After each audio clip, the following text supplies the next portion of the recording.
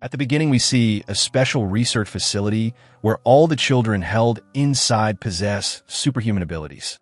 But this place is more than it seems. A kid named Luke, a rare 14-year-old prodigy, can finish a college-level math exam in under 30 minutes.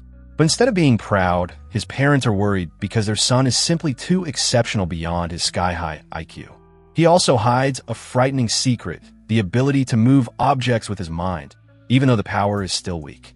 His parents fear that once Luke leaves for college, someone might discover his ability and put him in grave danger. But Luke has always had a strong sense of independence. High school classes can no longer satisfy his thirst for knowledge, and he's eager to attend a top university to push his limits. No one expects that Luke's brilliance has already attracted the attention of people with sinister motives. That night, a heavily armed team sneaks into his house. Luke is deep asleep and knocked out by a tranquilizer before he even understands what's happening. When he wakes up, he finds himself in what looks like his familiar bedroom. Everything seems normal, yet Luke notices something off. His sports jacket, torn during yesterday's workout, is now perfectly intact. Suspicious, Luke approaches the window and discovers it has been completely sealed shut. He rushes out of the room and finds himself facing an unfamiliar hallway.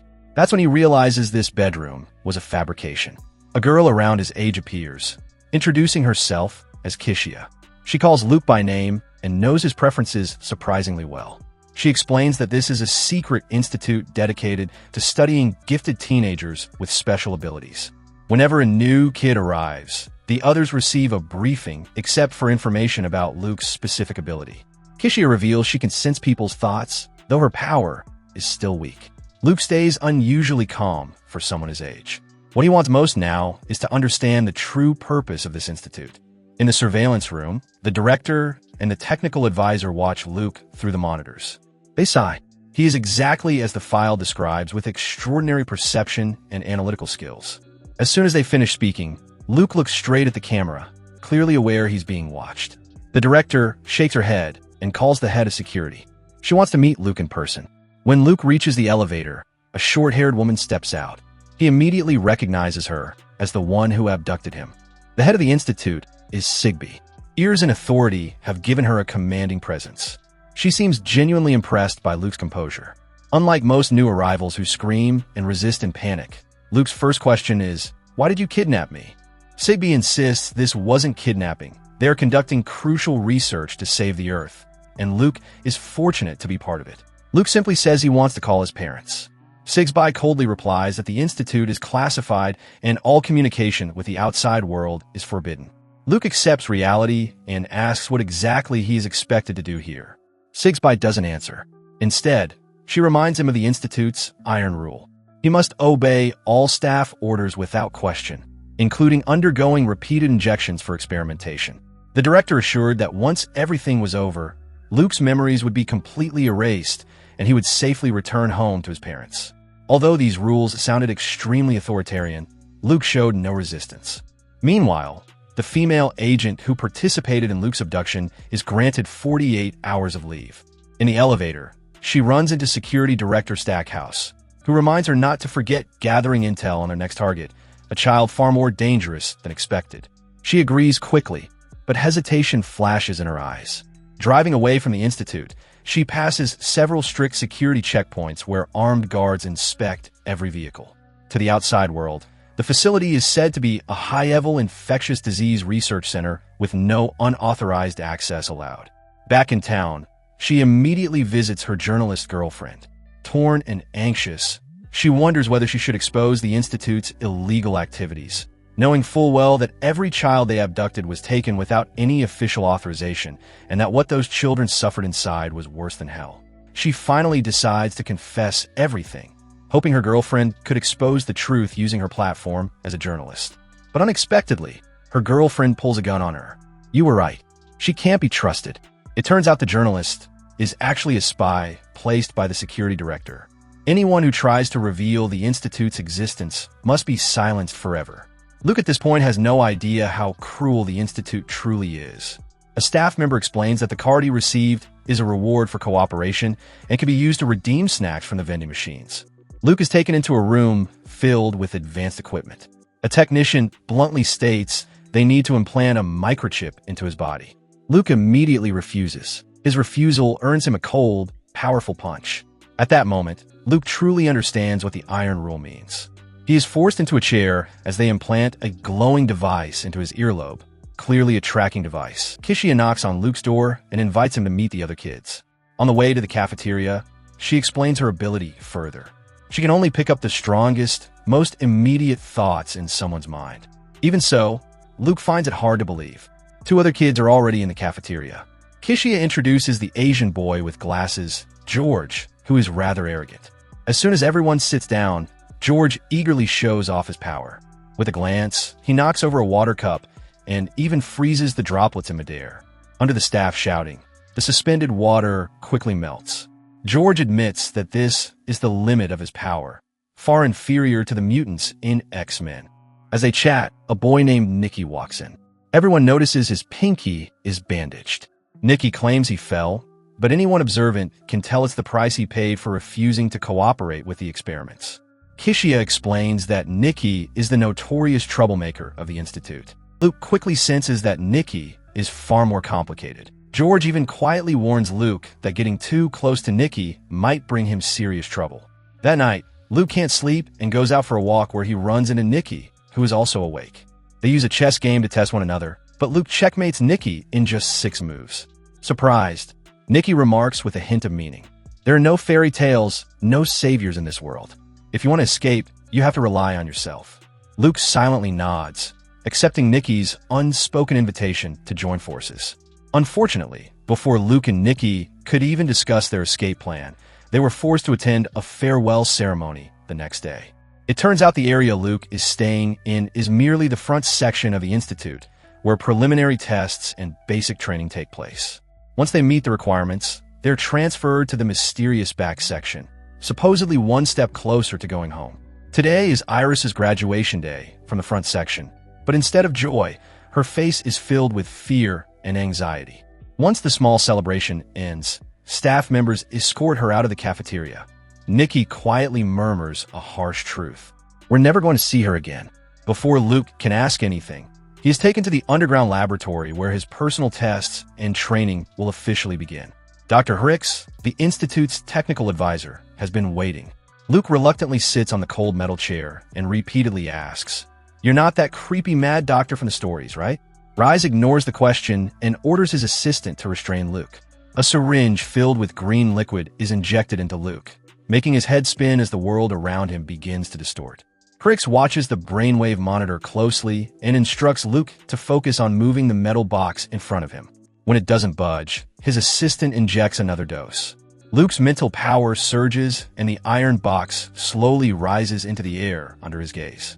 Just seconds later, it crashes back onto the table. Luke feels utterly drained. The staff assure him that every student reacts this way during their first experiment, but Nicky has secretly warned him that this is only the beginning. George is about to face the final evaluation in the front section, a device known as the Dream Box, set to dig out the deepest fears buried in one's subconscious. Luke and Nicky discuss how to avoid the test, but staff members immediately rush over and shut them down as if they can hear any conversation happening inside the facility. Luke and Nicky use basketball as an excuse to get outside, one of the few blind spots in the surveillance system. They pretend to practice, but in reality, they secretly discuss their escape plan. Nicky believes the biggest obstacle is the Institute's overwhelming surveillance. After thinking it over, Luke proposes a bold idea, bribing an internal staff member. As a prodigy, he knows every person has a weakness that can be exploited, but the plan is extremely risky, and time is against them. In the front section, each child stays an average of only 15 days. Luke realizes they need someone with strong psychic abilities, someone who can read a staff member's thoughts and trigger betrayal. Back at the cafeteria, Luke sees George using his mind to control the vending machine, grabbing snacks for free. George boasts that after going through the Dream Box, his abilities have grown, though he isn't sure whether that's a blessing or a curse. Soon, while chatting, someone casually mentions that the Institute will receive a new member soon. That night, Luke is awakened by soft sobbing. Avery, the newest arrival. Kishia instinctively tries to read Avery's mind and is shocked. The child's psychic strength is overwhelming. If Kishia is like a college-level basketball player, then Avery is Michael Jordan possessed. Luke and Nikki exchange a knowing smile.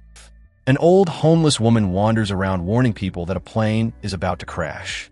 When her prophecy becomes reality, she dies under mysterious circumstances. Her final warning before death. The next day, Avery openly declares, "I hate it here. Just like the rest of you, everyone is curious about his ability." After a few minutes of conversation, they're stunned to discover Avery can speak out their inner thoughts, even digging into memories from years ago. However, there's something Avery doesn't realize. Everything he says or does is monitored. Even the seemingly harmless janitor in the cafeteria is actually one of the director's planted informants. That morning, Luke is once again taken to the underground lab. Hicks gently assures him it's just a simple test. But once Luke sits down, staff immediately strap his limbs tightly to the chair. A syringe filled with green liquid is injected into him, causing immediate dizziness. They then push a monitor in front of Luke. Hicks warns him that he must keep his eyes on the screen throughout the test or face punishment with an electric bat. Luke instinctively tries to break free, even starting to bleed from the nose, but the guards violently push his head down. Through the dizziness, he sees colorful orbs flashing across the screen. The professor is surprised by the data. After recording everything, he turns off the disturbing visuals. Luke suddenly convulses and blacks out. When he wakes again, he is still strapped to the chair. The professor tells him the test isn't over and presents several animal image cards, ordering Luke to identify them using his ability.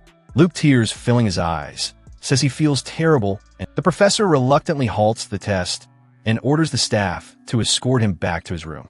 But once the door closes, Luke's distressed expression fades instantly. It was all an act to prolong his stay in the front section. Meanwhile, Director Sigby's suspicions grow stronger. She previously noticed a secret conversation between Hicks and Security Director Stackhouse. So she retrieves the surveillance recording to investigate, but Stackhouse has planned ahead. After pressing a device, the security cameras lose all audio recording capabilities. Sigsby can see the images, but has no way of knowing what was said. The deliberate concealment convinces her that Stackhouse is hiding something serious. She immediately contacts the Institute's higher-up to report this security risk, but he trusts Stackhouse far more than she expected. He even snaps at her, telling her to stop poking around, then hangs up, leaving her alone with her anxiety. Luke and Avery carefully observe the staff, searching for weaknesses. By simply walking past someone, Avery can sense their thoughts. Some harbor hatred toward the children. Others treat them as if they're invisible.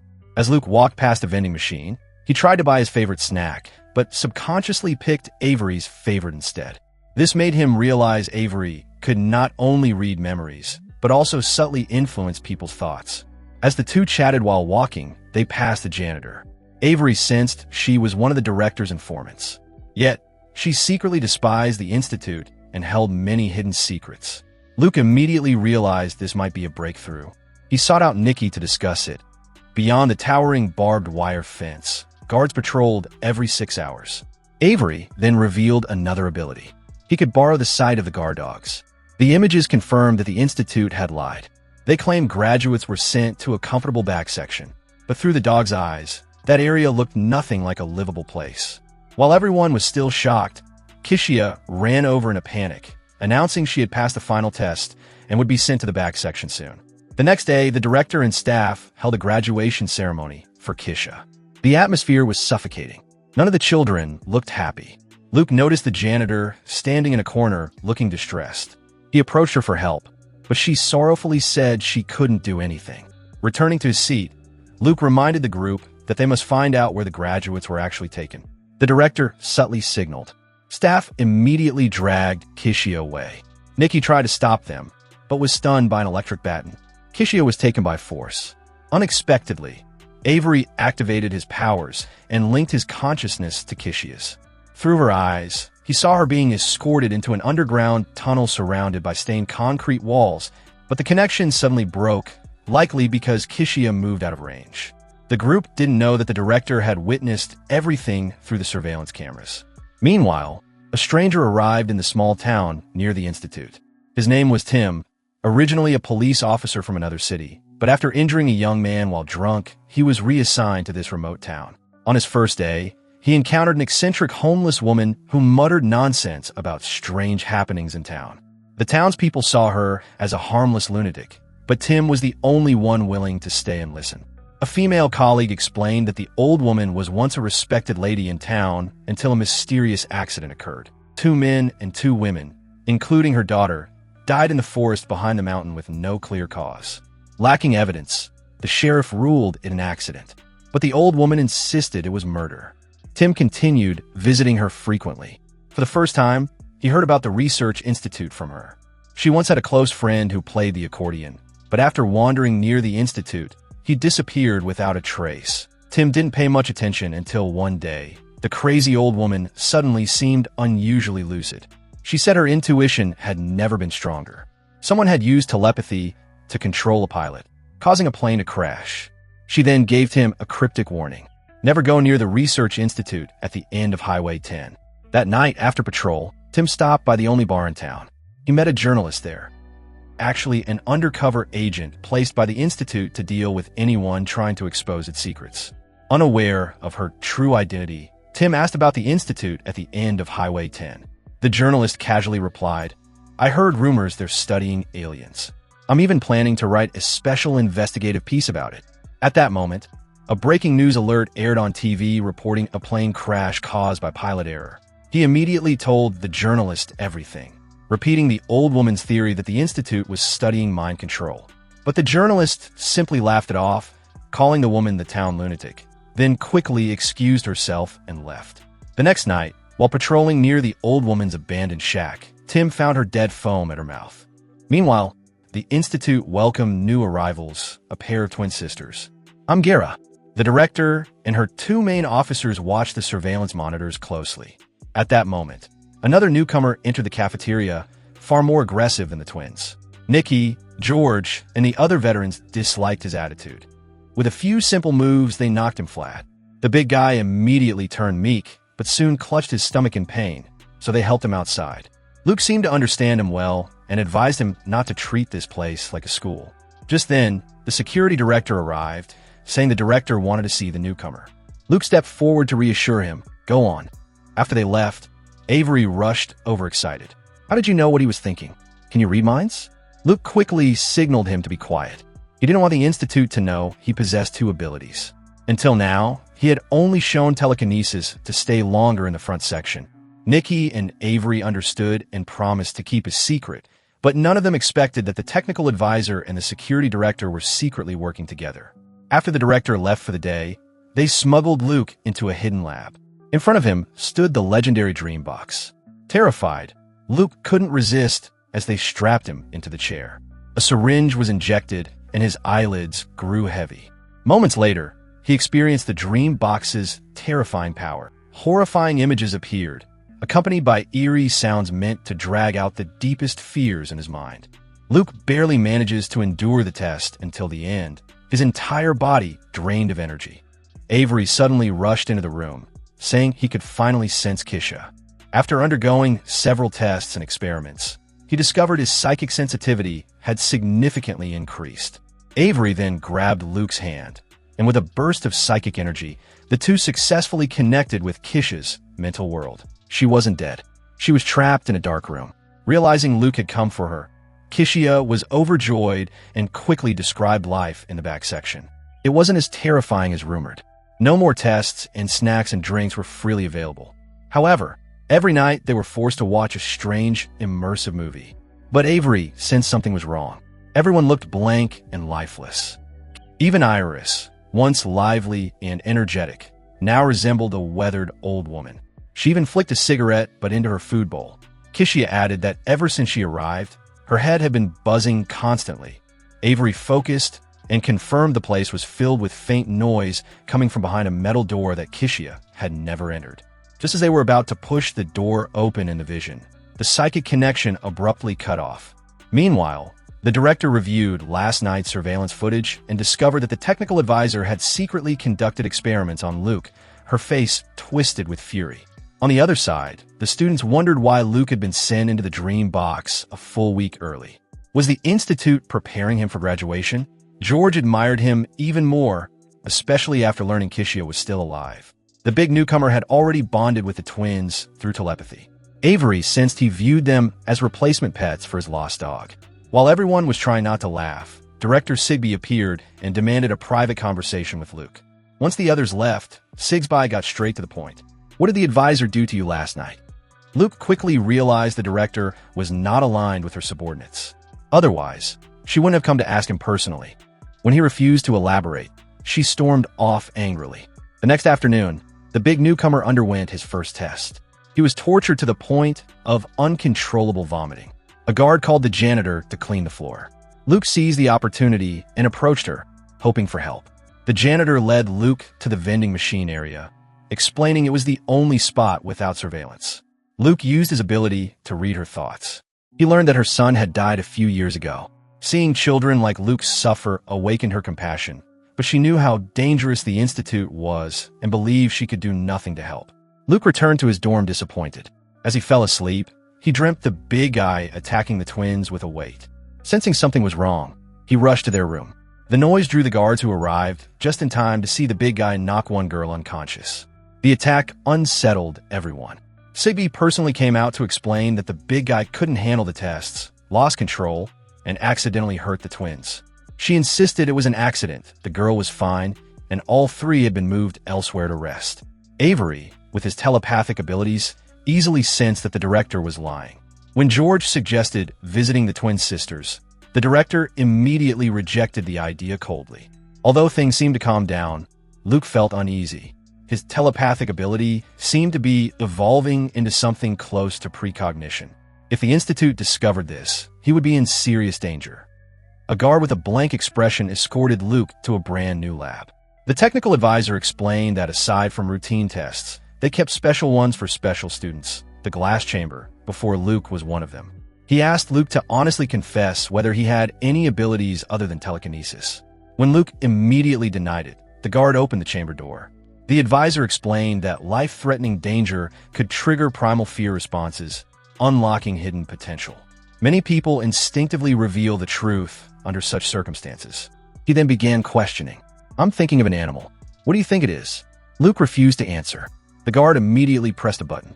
Oxygen was sucked out of the chamber, and suffocation hit him like a wave. But Luke was determined not to expose his power, even as his face turned red from lack of air. He gritted his teeth and stayed silent. Meanwhile, in the nearby town, Tim approached his supervisor. He said the old woman's death felt suspicious. She had predicted the plane crash accurately, then died the very next day. But since she had a habit of rambling nonsense, the townspeople were used to it. The sheriff insisted it was a coincidence. Tim boldly suggested, what if she actually had the power of foresight? If so, her death was definitely not an accident. With the precinct's tight budget, he wasn't willing to waste resources on a case no one cared about. Tim quietly left the room. A female colleague hurried after him. Impressed by his dedication to the truth, she secretly told him the old woman's shack would be cleared in the morning. Tim smiled. He understood what he had to do. That night, Tim returned to the scene. He searched everywhere and believed the most valuable clues were the old newspapers hidden in a box and several empty liquor bottles. The next day, at his colleague's house, Tim showed her the items he found. She noted that the type of liquor was expensive, far beyond what a homeless woman could afford. Another kin had no lipstick marks, proving someone forced her to drink, likely to cover up a murder. Tim also uncovered old newspapers about 4 missing young adults, including the old woman's daughter. His colleague dug through her drawer and found an old contact directory. She used to attend the same school as the 4 missing youths. Tim took the directory and packed it. The next morning, he drove to the school. Perhaps more clues awaited there. Back at the Institute, just as Luke was about to pass out from suffocation, the technical advisor finally gave in. He ordered the machine shut down. The janitor escorted the severely weakened Luke back to his room. Through her memories, Avery finally saw what lay behind the iron door of the back section, a place resembling a dark, horrifying hell. No one would. Every day, they were forced to drain massive amounts of psychic energy until their bodies collapsed, then sent to a secret room. There they contributed the last of their value, and what awaited them next was the blazing heat of the cremation chamber. Through the janitor's memories, Avery finally understood the horrifying truth. Luke felt a chill down his spine. He refused to become the black smoke rising from the Institute's chimney. Director Sigsby noticed Luke's abnormal behavior and suspected he possessed 2 abilities, telekinesis, and sensing. Luke wasn't foolish enough to admit it. Did have two abilities. Would that let me go home sooner? Sigsby seemed to be running out of patience. She kept glancing at her computer screen. Luke sensed something was wrong and quietly activated his sensing ability. A moment later, his face turned pale as he pulled the screen toward himself. The news headline was devastating. Luke's parents, driven to utter despair by his disappearance, had taken their own lives at home. Luke screamed in rage. "This institute killed my parents." Guards immediately restrained him. Sigsby had now confirmed Luke's hidden psychic ability. She was about to reprimand him when the security director burst in. "We may have a problem." Officer Tim had returned to the institute's perimeter. He used tourism as an excuse to question the guards who repeated the usual lie. Infectious disease research facility. They then forcibly drove him away for trespassing on private property. One glance told Sigby that Tim was not a simple visitor. She immediately ordered, "Send someone to deal with him." Stackhouse didn't refuse, but suggested identifying Tim first. At this moment, Luke was broken, his will to escape shattered. Even if he ran from the institute, his parents were gone. His friends tried comforting him, saying that anywhere was better than this place. Nicky, an orphan himself, continued preparing for their escape plan. He discovered that the motion cameras in the hallways relied on heat sensing and would malfunction if the temperature spiked. Just then, an announcement echoed through the halls. Nicky's graduation celebration would be held soon. He was next for transfer to the back section. Everyone fell silent. The staff tried their best to act cheerful, but no one was fooled. Avery gently urged Luke to stay strong and not waste everyone's efforts. No sooner had he finished than Nicky suddenly snapped, causing chaos in the hall. While dodging security, he used an electric baton to short out the electronic door lock. Everyone understood Nicky's real intention. He was sacrificing himself to give them a chance to escape. Deeply moved, Luke immediately agreed to help Avery lead everyone out of this living hell. Luke signaled the janitor. They met by the vending machine. He directly told her he wanted to escape and needed her help. At first, she firmly refused. Luke then mentioned her deceased son. "If you're trapped here, would you really stand by and do nothing?" The janitor was emotionally crushed, wiping her tears before pushing her cleaning cart away. However, the director, Sigsby, saw their parting. She immediately realized the area beside the vending machine was a blind spot in surveillance and ordered a new camera installed. With the new camera, Luke's meeting with the janitor was recorded clearly. He whispered that their escape plan was fully prepared. Avery had used the vision of a patrol dog to discover a break in the barbed wire fence behind the back section, their key escape route. But the real problem was reaching the back section. The janitor told Luke to meet her in the laundry room at 11:30 p.m. As for the tracking device on his ear, she handed him scissors. Sigsby couldn't hear their conversation, but sensed something was off. She summoned the janitor to her office and asked bluntly, "Do you have anything you want to tell me?" Knowing she couldn't hide the meeting, the janitor lied, claiming Luke was devastated after learning about his parents and she was only comforting him. The director didn't believe a word.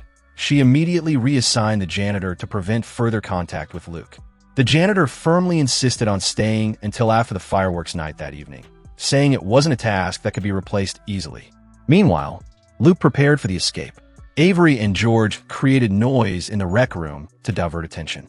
Luke used the distraction to slip through the broken electronic door, reach the electrical room, and destroy the air conditioning control wiring. As time passed, the temperature rose and the heat sensing cameras began to malfunction.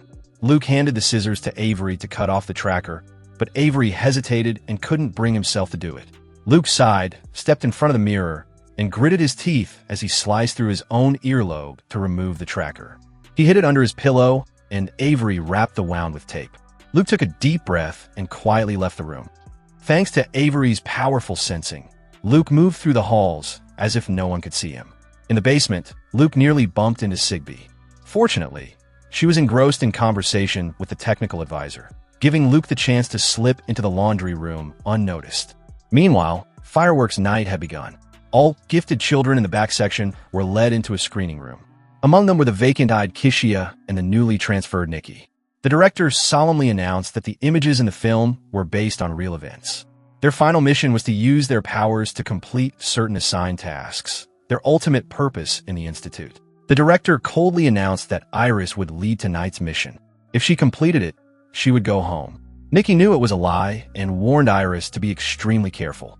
But once the special helmet was placed on her head, her mind linked directly to a doctor. After performing some checks, the doctor approached a high-ranking official who sought treatment for severe arthritis and trusted the doctor completely. Iris instantly activated her mind control ability with the others supporting her. The guards around them lit fireworks. Finally, the doctor lost control and pulled out a vial of poison. With one injection, the high-ranking official died instantly.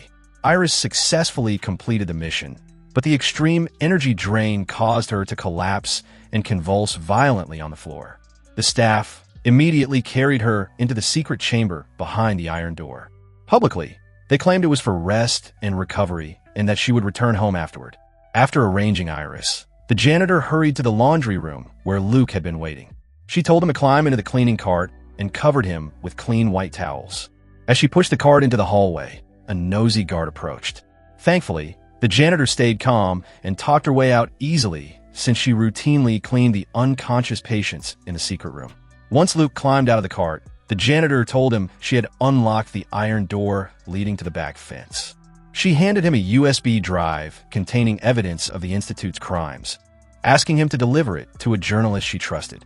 After hugging her goodbye, Luke was about to leave when he saw Iris lying there with a blank stare. He desperately wanted to save her, but was powerless. Meanwhile, Officer Tim had returned to town. After several investigations, he was convinced the Institute was suspicious. Tim re-examined the old death case. Although records stated the 4 victims drowned, several details didn't add up.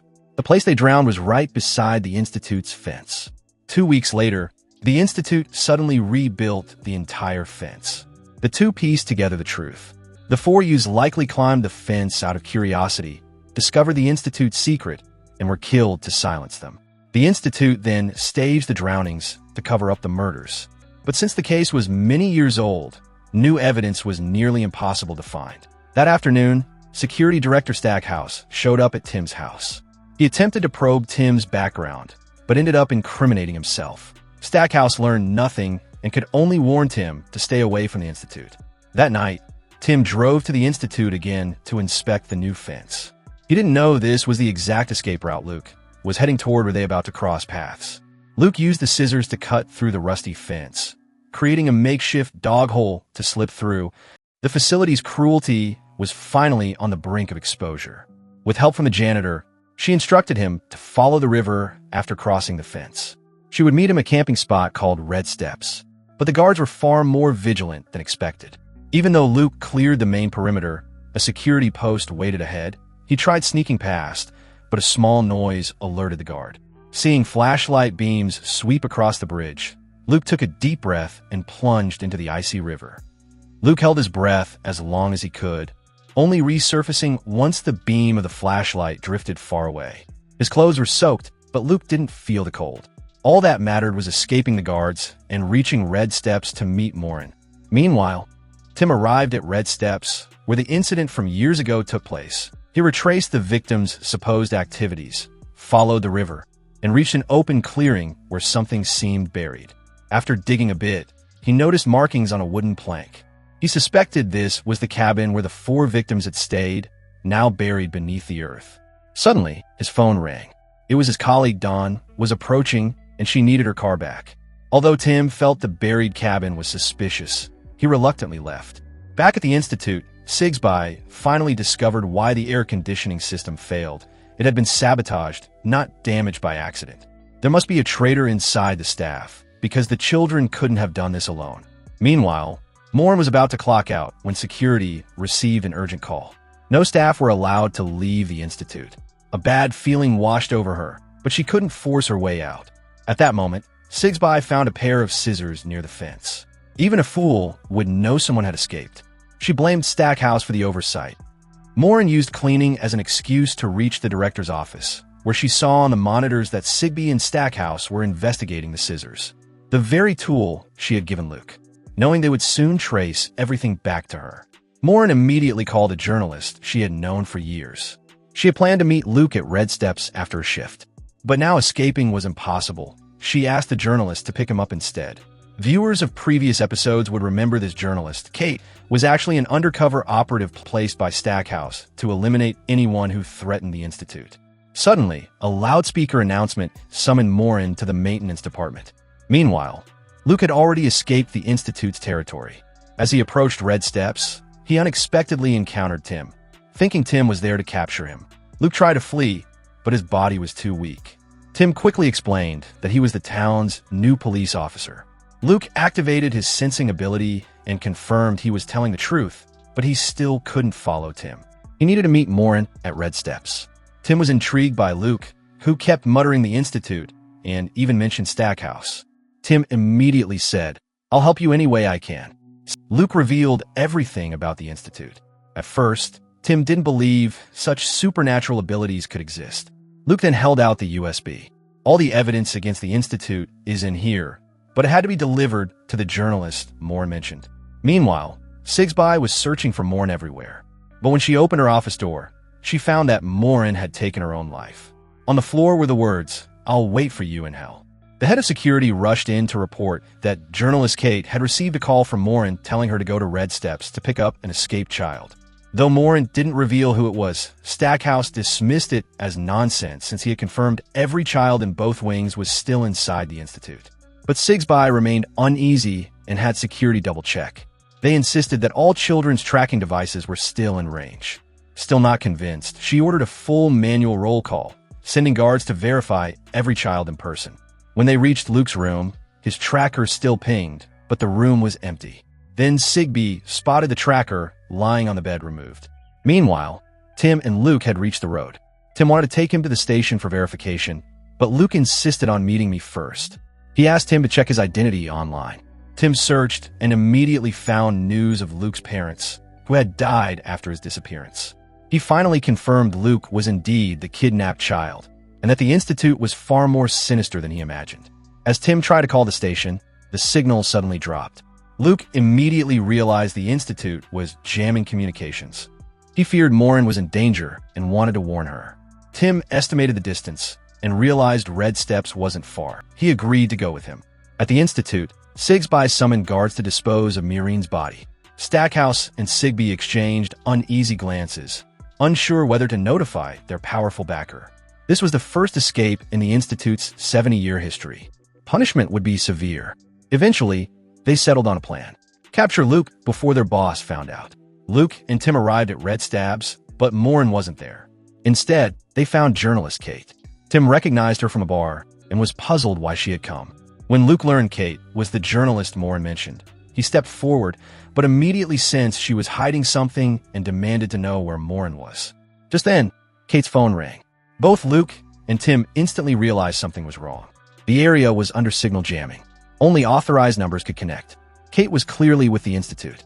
Kate dropped the act, pulled out her gun, and ordered Luke to return. Luke immediately used his telekinesis, causing a thick tree branch to fall from above. Tim charged and knocked her into a rock, sending her tumbling into the water. Realizing Morin was likely dead, but unable to hesitate, Tim decided to take Luke to the police station. But Luke feared the Institute's influence, insisting they needed to reach a big city to expose everything. Tim, however, trusted his chief completely and told Luke to sense whether he was lying. By then, Sigby had reached Red Steps. She found Kate's phone on a rock and immediately realized their perfect plan had failed. Luke was gone, and their boss would soon find out. Security Director Stackhouse hurried to find the Institute's second-in-command, the technical advisor, only to see that he had packed his belongings and was ready to flee. The Institute was on the verge of collapse. Yet, Stackhouse remained calm. In a disaster this big, the director, the official figurehead, would be the one blamed. All they had to do was form an alliance and sync their stories, pinning everything on Sigby. Meanwhile, Tim had brought Luke to the town's police station. When questioned by the sheriff, Luke simply handed over the USB Morin had given him, containing all the evidence of the Institute's crimes. But no one noticed a police officer sneaking outside to call Stackhouse. I found the kid. The video exposed everything. The Institute had engineered a psychic convergence device capable of covertly killing anyone powered by draining the psychic energy of the children. Once depleted, the kids became vegetative and were eventually incinerated like garbage. The sheriff was stunned, speechless. Luke anxiously urged action. Children were dying every day. He begged the sheriff to send officers to shut the place down immediately. But the sheriff hesitated. Taking on the Institute's elite security force would require a fully armed tactical team. The small-town police force didn't stand a chance. He knew a state-level agent who could help, but communication in the town had been down since morning. So he decided to drive there himself to ask for backup.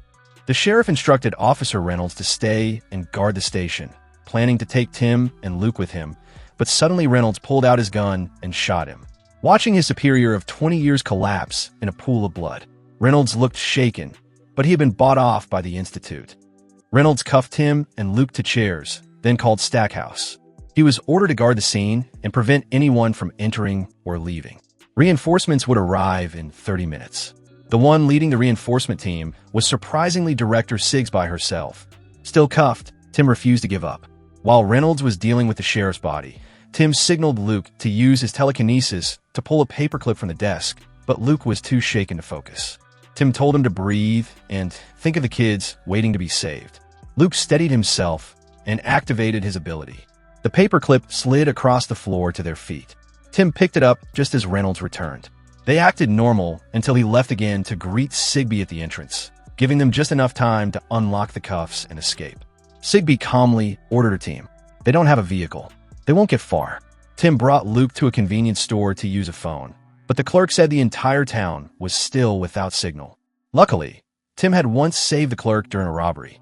Realizing Tim was in trouble, the clerk didn't hesitate to hide him and Luke in a secret room in the storage area. When Sigsby questioned him, he lied and said he saw Tim driving toward the city. The guards searched the warehouse, but failed to find where Tim and Luke were hiding. Once Sigsby left, the store clerk even handed Tim a hunting rifle to thank him for saving his life years ago. But just as they ran out of the gas station, Luke suddenly felt dizzy. At that moment in the Institute's lab, the technical advisor was conducting his most brutal experiment, activating Avery's powers inside a sealed glass chamber. As Avery reached his breaking point, he released a massive psychic shock wave, so strong it shattered the chamber. The shock wave spread outward, strong enough for Luke, several kilometers away, to feel it. The advisor excitedly recorded the data, claiming Avery's psychic output alone exceeded the combined power of all the kids in the back sector. Avery's existence shattered everything they thought they knew. He might even be the foundation for a future psychic weapon. Avery was taken to the underground floor of the rear sector. Kishia, once cheerful and full of life, now looked like a hollow corpse. Not wanting to lose another friend, Avery used his powers to ignite the last traces of awareness left in Kishia. He urged them to hold on. Luke's escape had already thrown the staff into chaos. Meanwhile, as Sigsby was preparing to drive to the city, she suddenly realized something was off. People who are scared tend to hide, not run far. She ordered subordinates to check whether Tim had any close acquaintances in town. She then split the team, one convoy toward the city, while she stayed behind to search the town herself. Tim took Luke to the home of his colleague Wendy, the only person he trusted. After hearing the entire story, Wendy needed a long moment before she could even begin to believe any of it. Luke added that no other organization besides the Institute had the ability to sever all communication in town instantly. When she heard Reynolds had killed the sheriff, his partner of 20 years, Wendy was horrified. He asked for help escaping the town. Wendy, being a lifelong local, would know all the routes. Wendy had barely nodded when someone knocked. To her shock, Reynolds and Sigsby were at the door. She quickly hid Tim and Luke in the storage room before answering. Sigsby didn't bother pretending. She barged in and started searching immediately. Reynolds backed up the cover story, claiming Tim had killed the sheriff and kidnapped a minor and was now wanted by federal agents. Wendy acted shocked, but internally remained loyal. However, Reynolds noticed the storage room had not been searched. When he turned the knob, a barrel was instantly pressed to his forehead. He told Wendy to take their weapons. He still had questions that needed answers. But as Wendy approached, Reynolds reacted, seizing her as a hostage. They struggled, and both guns fired at once. Tim took a bullet to the shoulder. Reynolds died instantly. Sigsby, completely untrained for combat, could only deny the Institute's crimes over and over until Luke calmly mentioned the video Morn recorded before her death. The moment she realized he knew everything, her expression changed. What you know is only the tip of the iceberg. The Institute really had extracted powers from children to carry out flawless assassinations. But the real question was, who were the targets? The private jet that recently crashed was carrying Senator Ramsey had he lived another 9 years. The fanatical hog would have become Secretary of Defense and pushed the president to launch a nuclear strike on North Korea. The missiles would have flown across Russian airspace, been mistaken for an attack, and triggered a global nuclear war, costing billions of lives. It sounded absurd, but among the gifted children beyond telepathy and telekinesis, a rare few possessed precognition, and the true purpose of the Institute was to eliminate key future figures who would trigger global catastrophe. Over the past 70 years, they claimed to have prevented more than 500 potential disasters. Countless gifted children died horribly in the process, but in Sigby's eyes, it was a worthy trade. She even saw herself as a hero. Luke used his sensing ability and confirmed she wasn't lying. But Tim disagreed. If she truly wanted to save the world, why not make the Institute's existence public? But Sigsby countered with a harsher truth. Tim was sent to this small town because he shot an armed teenager, a teen who was about to commit a massacre. In essence, she said Tim and the Institute were the same, sacrificing a few to save many. Her words silenced him. They were now trapped between two impossible choices: let the children die or risk global annihilation. Tim dropped the moral argument altogether. He'd seen too many dirty deeds justified as preserving world peace. He decided to hand everything over to federal investigators. Luke agreed, but before they could leave, he sensed Avery calling out the boy had been taken to the back sector and forced to join that night's assassination mission. The technical advisor, having witnessed Avery's power, appointed him as commander for the operation. That night, the target was a high-ranking female official. The plan was for Avery to cause a car accident, a clean kill with no trace. But Avery was far stronger than they expected. Even with the amplifier device, he stayed conscious. Taking advantage of this, he awakened his half-conscious friends and even connected with gifted kids imprisoned elsewhere. With that network of psychic connections, the entire mission slipped out of the Institute's control. The assassination target passed through unharmed. One of the guards tried to punish Avery, but his body suddenly stopped obeying him.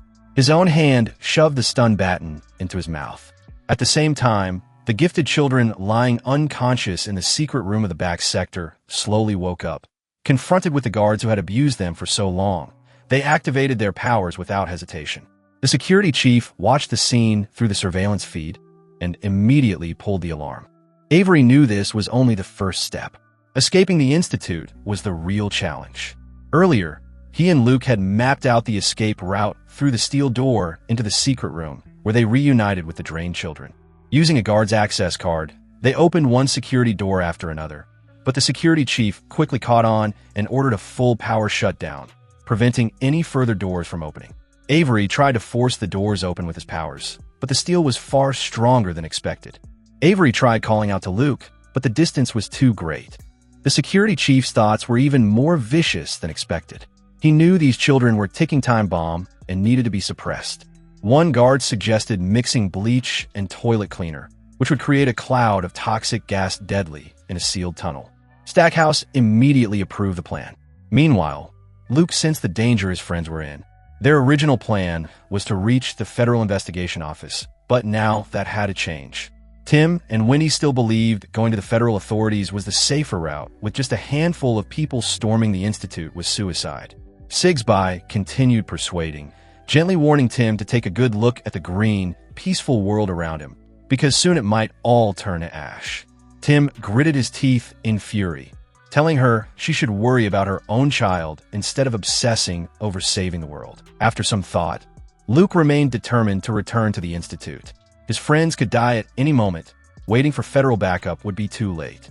When he stayed rational, they were no match for the Institute. Luke didn't want to argue further and prepare to go alone. But Tim, moved by his determination, decided to go with him. After discussing, they came up with a temporary plan. Use Sigby's phone to call Stackhouse. Luke intended to trade Sigby for the children's freedom. But Stackhouse made an unexpected demand. Apparently, among all the children, Luke was the only one capable of developing precognition. A once-in-decades prodigy, Stackhouse demanded Luke return and trade himself for the other's freedom. He immediately agreed. Winnie was sure it was a trap, but Luke already had a counterplan. Meanwhile, Stackhouse never intended to honor the deal. He ordered his men to continue preparing the toxic gas and to release it once he gave the signal, knowing things were spiraling. The old fox called the man behind the institute. Trapped inside the tunnel, Avery sensed something terrible was coming, but he firmly believed Luke would return to save them. Meanwhile, Luke and the others were getting closer to the institute. Both knew how dangerous this mission was, but as officers, they felt responsible for saving those kids. Their cars soon arrived at the meeting spot. The institute's leaders were already waiting, and even the shadowy mastermind behind everything was watching through surveillance cameras. Tim asked, "Where are the kids you promised?" Stackhouse said he needed to see Luke first. With this many guns pointed at me, what could I possibly do? Stackhouse dropped the act and raised his radio. A squad of armed men emerged from the bushes surrounding the police car. Tim was captured instantly, but surprisingly Luke was nowhere inside the vehicle. Luke had already circled behind the mountain and re-entered the institute through the dock. Once released, Sigsby immediately berated Stackhouse. If Luke and Avery reunited and rallied the other gifted children, the energy spike would be catastrophic, far beyond anything they could control. Luke slipped into the back sector. Seeing the empty beds, he knew the others had escaped the secret room. He unlocked door after door, but the electronic ones stopped him. Now close enough, Luke contacted Avery telepathically and told him to gather everyone's power to blast through the barrier. Avery followed instantly, gifted children across the institute, felt his call, and joined forces. The steel door swung open under an invisible force. Luke rushed into the tunnel and reunited with Avery and the others. But one more door blocked their path. Avery prepared to do it again. Sensing danger, Stackhouse ordered the toxic gas to be released. Just then, Luke and the others broke through the door and saw the gas spraying in. Luke shouted for everyone to run, but the gifted kids were mentally exhausted, some barely conscious. Only Avery kept them steady. He insisted Luke take the others and escape first. With help from friends, Luke dashed out of the tunnel. The institute was already shaking violently from the massive energy bursts. They reached the cafeteria and grabbed a terrified George. Only when they reached the backyard did everyone finally breathe again. Elsewhere, Stackhouse tried to escape, but was too late. The collapsing floor swallowed him whole. Sigsby stared at the falling ceiling, terrified, but Luke felt it still wasn't enough. This cursed place should have been destroyed long ago. He reached out to all gifted children nearby. Together, they unleashed their powers, lifting the entire institute off the ground. When it fell, it would shatter into dust. Amid the chaos, Tim managed to seize a gun and turn the tables. The mastermind watched everything through a monitor, calmly calling the cleanup team. Clearly, this wasn't his first time handling such disasters. After hanging up, he stepped outside and happily played with his grandchildren. Luke and the others exchanged looks. They were free, but a new mission had begun. Tim and Wendy rushed over, and together they knew the fight against this dark organization was far from over. Unexpectedly, Sigby was still alive, clutching a USB drive, likely containing years of incriminating evidence.